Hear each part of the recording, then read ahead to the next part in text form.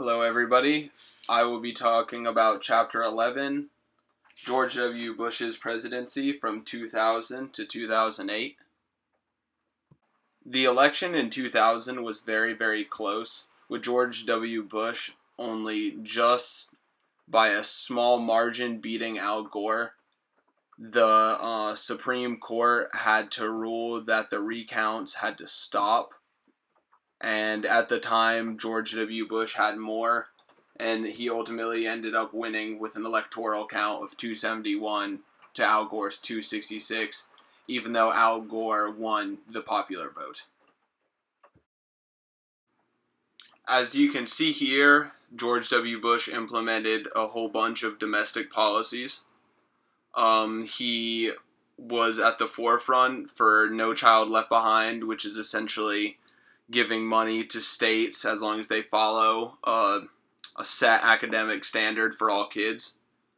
And he also started many faith-based initiatives through Congress. These faith-based initiatives funded faith-based programs and had quite a bit of turmoil surrounding it because people thought that this could lead to corruption, but ultimately it got passed during his presidency. We then move on to 9/11, which is directly related to the foreign policy during these years. 9/11 obviously is on September 11th, 2001, whenever two hijacked planes flew into the World Trade Center.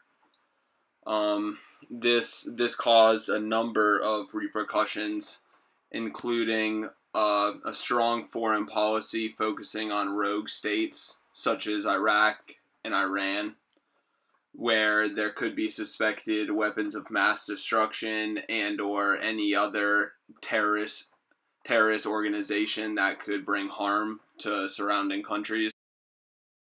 We also see a move away from the pre-9/11 nation building that was going on at the time.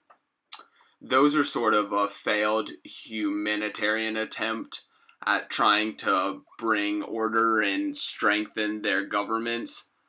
But a lot of the times the countries didn't really want it. But what we see in its place is a freedom agenda that's centered on promoting democracy in areas where there was extremism. Lastly, we have Hurricane Katrina, which was a storm that hit down in August 23rd, 2005 that took about 1,000+ lives. It is known for being a very botched hurricane and a poor example of the U.S. government.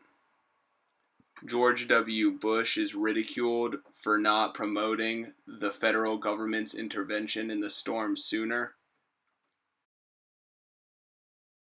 His approval rating dropped significantly after this event, and also it showed how we definitely need to have a federal government step in times of crisis, and that you can't rely on local level government to help out.